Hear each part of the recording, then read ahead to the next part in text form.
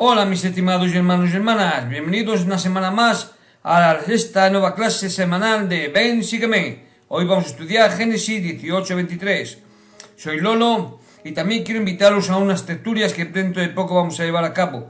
Por eso quiero que me digáis a través de la página de Tertulias Mormonas de qué temas podemos hablar o qué podemos hablar, y si os apuntáis, claro, para haceros saber el día y la hora en que se va a llevar a cabo. Ya sin más demora, no quiero entretenerme mucho porque estáis esperando esta clase y habéis esperado una semana, así que empecemos. El tema principal de la lección de hoy es: ¿hay para Dios alguna cosa difícil? Y el himno que me ha sugerido esta clase es: ¿a dónde me mandes iré? La verdad que el tema de esta lección me ha recordado algo que ocurrió en la rama a la que pertenezco hace unos años, antes incluso de que yo me casara. Hace años, porque ya soy bastante mayor, casi tengo 60 años. Bien, pues ocurrió que había una actividad, vino también un misionero nuevo, pero bueno, eso es otra historia.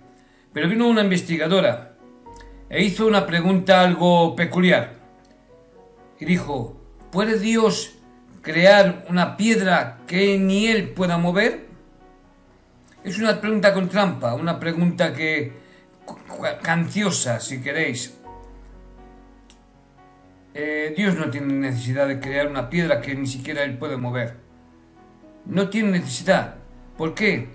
Porque el Señor crea solo cosas positivas, cosas que benefician al hombre. ¿Para qué él va a crear algo de una piedra de esa índole? Pensarlo, de forma razonada veis que la solución es muy sencilla. No hay necesidad de crear una piedra porque el Señor no crea algo para Él, sino crea algo para que todos nosotros podamos llegar a salvarnos. Y lo que Él desea es que nosotros nos salvemos. Y en su creación es así. Bien, ya no hago más paréntesis y continuemos. La vida de Abraham, repleta de acontecimientos tanto desgarradores. Ay, madre mía, disculpadme.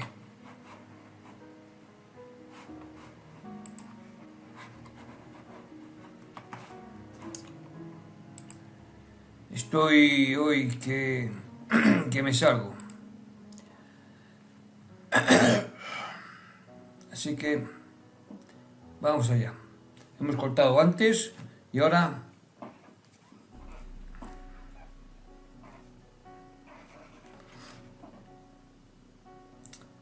hoy vamos a continuar a estudiar la vida de Abraham. La vida de Abraham está repleta de acontecimientos tanto desgarradores como conmovedores. Evidencia una verdad que él aprendió en una visión, a saber, que estamos en la tierra a fin de ser probados, para ver si haremos todas las cosas que el Señor nuestro Dios nos mandare. En Génesis 18-23 hallamos ejemplos de la vida de Abraham y de otras personas que pueden inspirarnos a pensar en nuestra propia capacidad de creer en la promesa de Dios, de huir de la iniquidad sin mirar atrás jamás y de confiar en Dios a pesar de los sacrificios. El Señor ha hecho promesas gloriosas a los fieles, pero a veces las circunstancias de nuestra vida pueden hacer que nos preguntemos cómo sería posible que se cumplan dichas promesas. Es posible que Abraham y Sara se hayan sentido de esa manera en algunas circunstancias. Pues si alguno se pregunta si voy a tratar temas sexuales, como por ejemplo la atracción hacia personas del mismo sexo, les diré lo que dicen las normas de la Iglesia y colocaré en la descripción los enlaces correspondientes por si alguno los quiere leer. Mas aquí no los voy a volver a tratar, ya que una de las últimas clases que dimos en el curso pasado, cuando hablamos acerca de la programación de la familia, ya se trató ese asunto detenidamente. Para más información acerca de las enseñanzas de la Iglesia sobre la atracción hacia personas del mismo sexo y declaraciones sobre el matrimonio entre personas del mismo sexo, visite la sala de prensa o la página Temas del Evangelio en dls.org. Busque atracción hacia personas del mismo sexo o matrimonio entre personas del mismo sexo. Dicho y expresado esto, continuemos con la clase. Al comenzar a leer Génesis 18 existe un punto que llama la atención nada más comenzar a escudriñar Génesis, es decir, el capítulo 18. ¿Quién conversó con Abraham? No tenemos justificación en enseñar que nuestro Padre Celestial con otros personajes celestiales bajase sucio de polvo y muy cansado y que haya comido con Abraham. Esto no es lo que se enseña en el capítulo 18 de Génesis. El primer versículo de ese capítulo debía decir lo siguiente: después le apareció Jehová en el final de Manré. Ese es un pensamiento completo. La segunda parte de ese párrafo no tiene nada que ver con la aparición del Señor a Abraham. Y se sentó él a la puerta de su tienda en el calor del día, y alzó sus ojos y miró, y aquí 3 varones que estaban junto a él. Estos 3 hombres eran mortales, tenían cuerpos y pudieron comer, lavarse y sentarse y descansar de su fatiga. Ninguno de estos 3 era el Señor. No es raro oír decir: ¿acaso puede una persona vivir de una manera tal que por su causa el Señor tenga misericordia de toda la humanidad? La respuesta es definitivamente sí, muy afirmativa. Alma le dijo al pueblo de Armonía que si no fuera por las oraciones de los justos que actualmente hay en la tierra, ahora mismo seríais visitados con una destrucción completa. Esto se puede ver en Alma 10:22. Luego les previno: si desecháis a lo justo de entre vosotros, entonces el Señor no detendrá su mano. 10:23, de Alma estamos hablando. Al igual que los habitantes de Sodoma y Gomorra, los de Armonía no quisieron arrepentirse ni reconocer que los pocos justos entre ellos eran su única protección, de manera que los mataron y los expulsaron. Alma 14, 9 al 11 y 15, 1. Por lo tanto, poco tiempo después toda la ciudad fue destruida. Nada más estudiar Génesis 18 nos damos perfectamente cuenta que nos ilustra una vez más acerca de la gratitud de Abraham. No solamente obedeció él mismo los mandamientos, sino que enseñó a los de su familia, a quien también fueron obedientes, a comportarse con gratitud. El presidente Kimball ha dicho lo siguiente a ese respecto: el deseo de Abraham de hacer la voluntad de Dios en todas las cosas lo llevó a presidir con gratitud sobre su familia. A pesar de todas las demás responsabilidades que tenía, sabía que si fracasaba en enseñar y ejemplificar el Evangelio ante sus ojos, habría fracasado en el cumplimiento de la mayordomía más importante que había recibido. El presidente Spencer W. Kimball hizo la siguiente observación acerca del diálogo que tuvo lugar entre Abraham y el Señor sobre la destrucción de Sodoma. Abraham sabía que las ciudades del valle, Sodoma y Gomorra, entre otras, eran sitios pervertidos en los cuales habitaba gente inicua e incrédula que afirmaba como Caín: ¿quién es el Señor para que tenga que conocerlo? Muy como Moisés 5:16. Él era consciente de que la destrucción de esas ciudades era inminente, pero sintiendo compasión por sus semejantes, le rogó y suplicó al Señor: quizá haya 50 justos dentro de la ciudad, ¿perdonarás a las demás personas de la ciudad? Y habiéndosele concedido su ruego, continuó Abraham arguyendo y suplicando que el Señor perdonará a las ciudades si se encontraban en ellas a 40 justos, o 30, o 20, o aún 10. Pero al parecer ni siquiera 10 justos pudieron encontrarse en aquellos inviciados lugares. La maldad continuó. El pecado se había arraigado profundamente. El pueblo se reía y hacía bromas con respecto a la predicha destrucción. Las transgresiones por las cuales Sodoma se había hecho famosa continuaron. De hecho, los viciosos quisieron aprovecharse de los ángeles puros que habían ido a la ciudad y empujar a las puertas y las hubieran echado abajo en su afán por acercarse a ellos. Abraham hizo todo lo posible por salvar la ciudad, pero sus habitantes habían llegado a tal estado de depravación y libertinaje que fue imposible evitar su destrucción. Después de que sus 3 mensajeros del Señor visitaron a Abraham, viajaron a Sodoma e insistieron que Lot y su familia abandonaran la ciudad antes de que ésta fuese destruida. La esposa de Lot desobedeció el consejo de los siervos de Dios y pereció.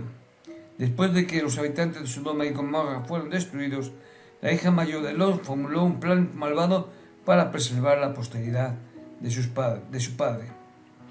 Bien, Lot invitó a los 3 mensajeros a pasar la noche en su hogar para que no tuvieran que permanecer en las calles de Sodoma. Lo siguiente que voy a deciros está basado conforme a la traducción que hizo José Smith sobre Génesis 19. Los hombres de Sodoma se enojaron con Lot cuando éste rechazó sus malas intenciones que tenía para con sus huéspedes. Entonces los hombres de Sodoma amenazaron con tomar a la fuerza no solo a los huéspedes de Lot, los varones santos, sino también a sus hijas, para propósitos inmorales. Cuando Lot intentó razonar con los hombres de Sodoma, ellos intentaron entrar a la casa a la fuerza. Milagrosamente, los mensajeros celestiales protegieron a Lot y a su familia al herir a los hombres con ceguera. A juzgar por el relato de Génesis, es evidente que los habitantes de estas 2 ciudades habían llegado a ser sumamente inmorales, participando en homosexualidad y en otras abominaciones. Pero el profeta Ezequiel fue más explícito al decir: «He aquí que esta fue la maldad de Sodoma tu hermana, soberbia, su saciedad de pan y abundancia de ociosidad tuvieron ella y sus hijas, y no fortaleció la mano del afligido y del menesteroso. Y se llenaron de soberbia e hicieron abominación delante de mí, y cuando lo vi, las quité». Esto se puede ver en Ezequiel 16, 49 y 50. Santiago dijo que la religión pura era visitar a los huérfanos y a las viudas en sus tribulaciones y guardarse sin mancha de este mundo. El relato acerca de la esposa de Lot, que se convirtió en una estatua de sal, ha confundido a muchos estudiosos de la Biblia. ¿Fue un hecho real o figurado? En las Escrituras hay 2 indicaciones de que la frase miró hacia atrás era una forma de decir volvió o regresó a Sodoma. Cuando estaba advirtiendo a los discípulos con relación a la instrucción que vendrían sobre Jerusalén, el Salvador les dijo que huyeran sin demora. Jesús dijo: el que en el campo a sí mismo no vuelva atrás, acordaos de la mujer de Lot. Eso se puede ver en Lucas 17, versículos 31 a 32. Luego los amonestó explicando que quien busca salvar su propia vida la perderá, y el que pierde su vida la encontrará. El elder Bruce R. Conky explicó esos versículos con estas palabras: «No miréis hacia atrás a Sodoma y a la riqueza y el lujo que dejáis. No permanezcáis en la casa que se quema, con la esperanza de salvar vuestros tesoros, no sea que la llama os destruya, mas huid hacia los montes. Buscad lo temporal y perderéis la vida eterna. Sacrificad las cosas de esta vida y obtendréis la vida eterna». Podemos deducir entonces que la esposa de Lot regresó a Sodoma quizás para salvar algunas pertenencias y fue sorprendida por la destrucción. En Doctrinas y Convenios hay un pasaje que usa la misma terminología que aparece en Génesis 19:26. Después de advertir a los santos diciéndoles que huyesen de la Babilonia espiritual, la cual es la iniquidad, el Señor dice: «No mires atrás el que salga, no sea que le sobrevenga una destrucción repentina». Una vez más se habla del retorno a la maldad. La mayoría de los eruditos están de acuerdo con que el lugar más probable para la ubicación de Sodoma se encuentre hoy en día cubierto por parte del sur del Mar Muerto, que tiene un alto contenido de sal. Si la esposa de Lot regresó a Sodoma, seguramente fue sorprendida por la destrucción. Su conversión en una estatua de sal, podía ser una forma figurada de expresar este hecho. Perdonad.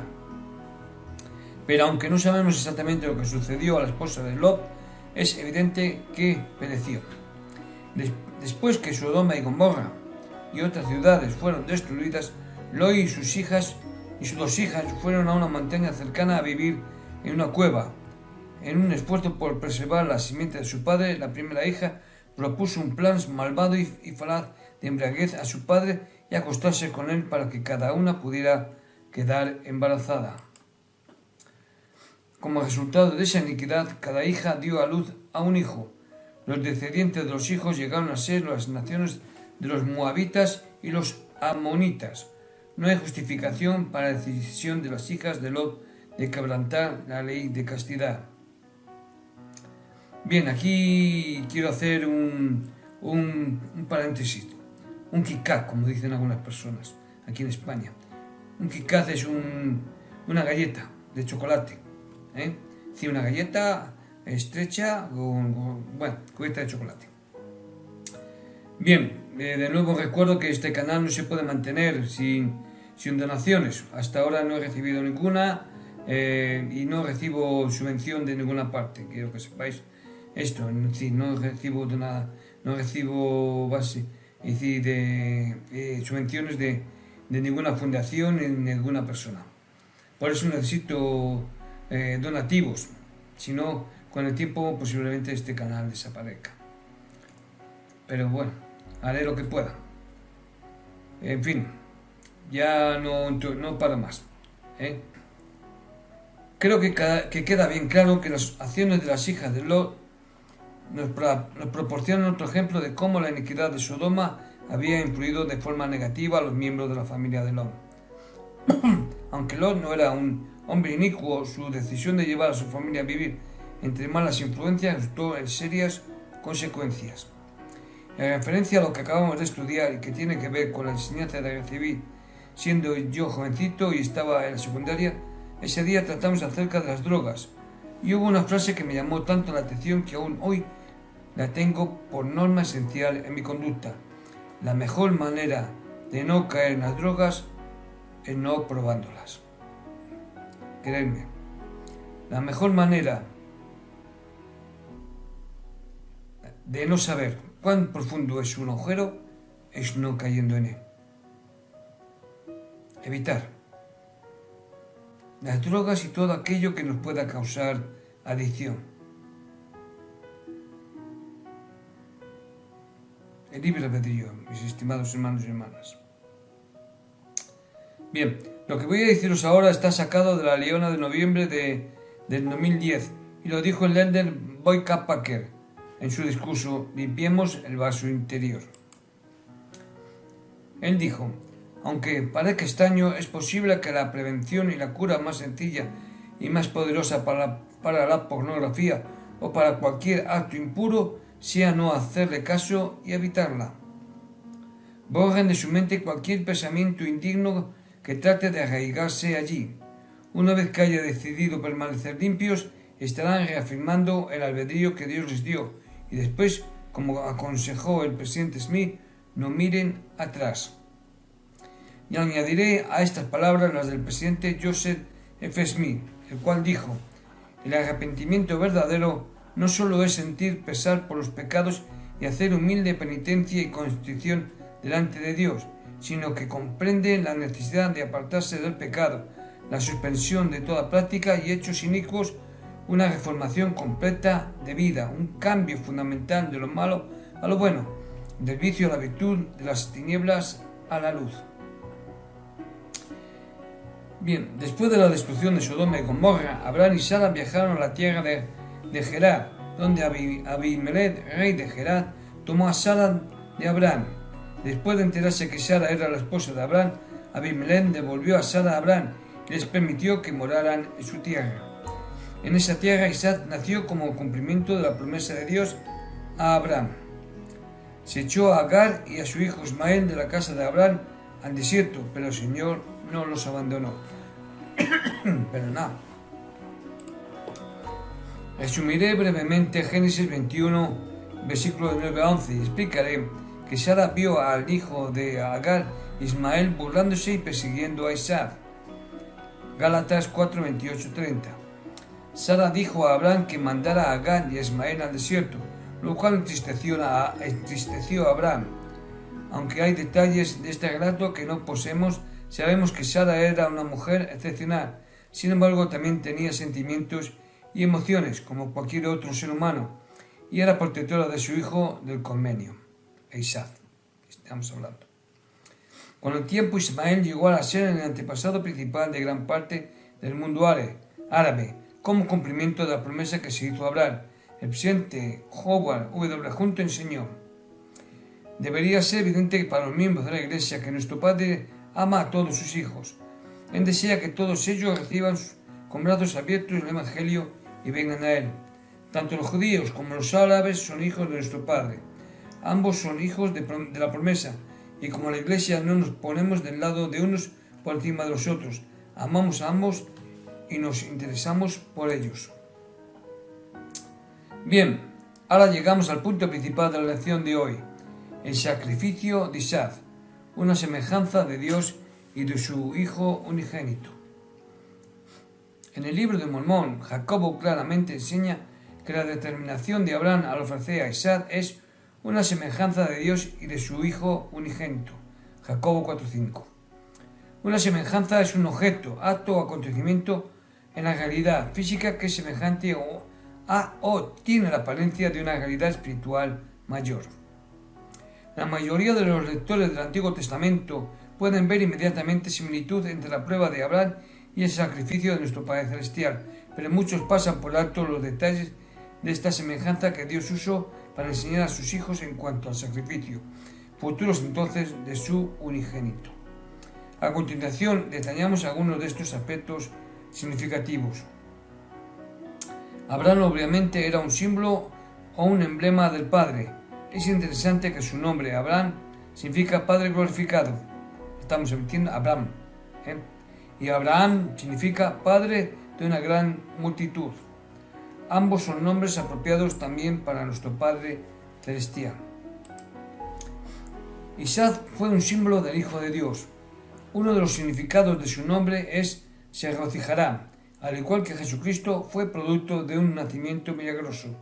Naturalmente, el nacimiento de Isaac no fue tan milagroso como el de nuestro Salvador por medio de María, pero a la edad de 90 años, ya su edad, Sara era una mujer para la cual la concepción no era posible en circunstancias normales. Sin embargo, mediante la intervención de Dios, concibió y dio a luz un hijo. Pablo, refiriéndose a Isaac, lo llamó el unigénito, que se puede ver en Hebreos 11:17, al mencionar este acontecimiento. Bien, en la realidad, la persona que yo conozco más longeva que dio a luz un hijo fue una abuela, una señora mayor, tenía más de 60 años. Y bueno, por circunstancias dio a luz, sí, pero no fue de manera natural, fue por inseminación. Continuamos. El Señor no solamente pidió que Abraham realizase un acto similar a que él iba a realizar en el futuro, sino que indicó que tenía que ser en un lugar específicamente señalado por él. Este lugar fue Moriah, sobre uno de los montes que yo te daré. Hoy en día el monte Moriah es uno de los lugares más importantes de Jerusalén. El sitio conocido tradicionalmente como el lugar en donde Abraham ofreció a Isaac es ahora el lugar donde se encuentra la cúpula de la roca, una hermosa mezquita musulmana. A unos cientos de metros hacia el norte, sobre un punto elevado del mismo grupo de colinas, hay otro famoso lugar conocido como el Calvario de Gordón, en donde muchos creen que Jesucristo fue crucificado. Su nombre hebreo era Gólgota. Según esto, Abraham no solamente hizo un sacrificio similar al que el padre haría al sacrificar a su hijo, sino que lo realizó en la misma zona. Al llegar a Moriah, el relato dice que tomó Abraham la leña del holocausto y la puso sobre Isaac, su hijo. La traducción que hizo José Smith de este versículo dice que Abraham puso la leña sobre la espalda de Isaac. Algunos han visto en esto una semejanza con el hecho de que Cristo llevó la cruz sobre sus hombros cuando iba en camino a la crucifixión, como se puede ver también en Juan, por ejemplo Juan 19:17. Isaac voluntariamente aceptó lo que Abraham le pedía. A menudo pasamos por alto este importante detalle. El Antiguo Testamento no nos da suficientes detalles que indiquen la edad de Isaac en ese momento, en ese entonces, pero es probable que fuera ya un adulto. Inmediatamente después del relato del sacrificio sobre el monte de Moriah, aparece la declaración de que Sara murió a la edad de 127 años, lo que nos ayuda a darnos cuenta de que Isaac tenía 37 años de edad cuando ella murió. Aun cuando el viaje a Moriah hubiera ocurrido varios años antes de la muerte de Sara, Isaac tendría aproximadamente 30 años, al igual que el Salvador en el momento de su crucifixión. No obstante, la edad exacta no importa. Lo que es significativo es que Abraham tenía mucho más de 100 años de edad e Isaac era un joven fuerte que pudo haber resistido firmemente si así lo hubiera querido. Pero no fue así, sino que Isaac se sometió voluntariamente a lo que su padre intentaba hacer, tal como el Salvador hizo. Una vez que este episodio hubo terminado felizmente, Abraham le puso nombre al lugar y lo llamó Jehová Jireh, que significa en el monte de Jehová será provisto. Crack llega a esta conclusión, decía un historiador. Según lo dicho, parece ser que el sacrificio ofrecido por Abraham fue entendido como una semejanza, o sea, un acto simbólico. Se conservó la tradición de que Jehová sería visto como sacrificio sobre este monte. Y esto hace que nos parezca más probable que Abraham ofreciera a Isaac en el monte sobre el que, en el cumplimiento de los tiempos, Jesús sufriría. Eso está en Biblia y Comentario 1:141. Jesucristo fue sentenciado a muerte dentro de los muros de la fortaleza de Antonia, la cual estaba aproximadamente a 100 metros del tradicional lugar del sacrificio de Abraham. Además, fue muerto en el Gólgota, lugar que formaba parte de la misma cadena de elevaciones a la que pertenecía Moria. Los eruditos no solamente han hecho notar el significado del lugar escogido para el sacrificio de Jesucristo, sino también han señalado que tuvo relación con el lugar donde se encontraba el templo de Salomón, en el cual se efectuaban los sacrificios durante la dispersación mosaica. El lugar del sacrificio está dispuesto con claridad sorprendente en dirección del monte Moriah, sobre el cual, según lo dicta la ley mosaica, todos los sacrificios típicos eran ofrecidos a Jehová, a fin de que, mediante este único y verdadero sacrificio, el simbolismo de estos pudiera representarse como real y verdadero. Truman G. Mansell, profesor de la Universidad de Brigham Young, escribió en cuanto a una vez que estuvo el presidente Hugo B. Brown de la primera presidencia en Hebrón, cerca del sepulcro de Abraham. Le pregunté al presidente Brown por qué se le mandó a Abraham ir al monte de Moriah a ofrecer su única esperanza de posteridad. Era obvio que ese hombre de casi 90 años había meditado, orado y llorado anteriormente en cuanto a esa pregunta. Finalmente dijo, Abraham tenía que aprender algo en cuanto a Abraham. Quiero recordar que Abraham no fue intentado sino probado. La palabra hebrea usada originalmente era nisab, que significa en realidad poner a prueba, probar. Y para terminar os hablaré de Sara. A menudo se menciona a Abraham como padre de los fieles y como un ejemplo de fe y rectitud. Cabe tener presente que Sara estuvo a su lado durante toda su vida y no siempre a la vista de todos, sino como un gran ejemplo de entereza femenina, de fe y de rectitud. En Doctrinas y Convenios se menciona a los fieles como simiente de Abraham, como se puede ver en Doctrinas y Convenios 84-34. Y el apóstol Pedro dijo, además, que las mujeres justas pueden ser llamadas hijas de Sara. Y esto también se puede ver en 1 de Pedro 3:1 y especialmente el versículo 6.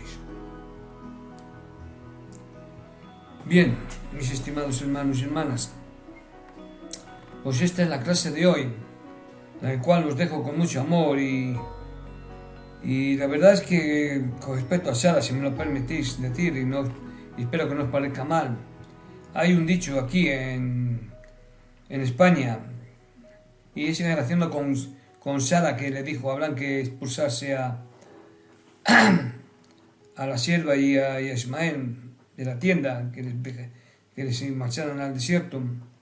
Os diré que me recuerda mucho algo que de la persistencia de las mujeres. Cuando algo quieren, por eso digo que hay un dicho aquí que dice, como una mujer se le mete a la cabeza que te tires por la ventana, procura que sea del piso más bajo. Pues así yo veo también un poco a Sara, la existencia, y ya sabes, cuando a una mujer, tu esposa, se le mete algo a la cabeza, casi seguro que lo consigue. Bueno, he dicho esto en plan irónico, en broma, porque también hay que recordar lo que que Sara estaba, digamos, entre comillas, en su... ¿cómo decirlo? Es decir, que tenía justificación sus palabras. Estaba en su derecho, eso es la palabra que buscaba. Estaba en su derecho de pedir esto, ya que vio que se burlaban de Isaac. Yo os testifico que esto es verdad. Os testifico que a través de la vida de Abraham y el intento de y el llevar a Isaac a sacrificarle era una semejanza de lo que pasó y ocurrió con Jesucristo nuestro Salvador. Bien, mis estimados hermanos y hermanas, no os entretengo más. Esta es la lección de hoy, la cual os dejo con humildad y amor en el nombre de Jesucristo. Amén.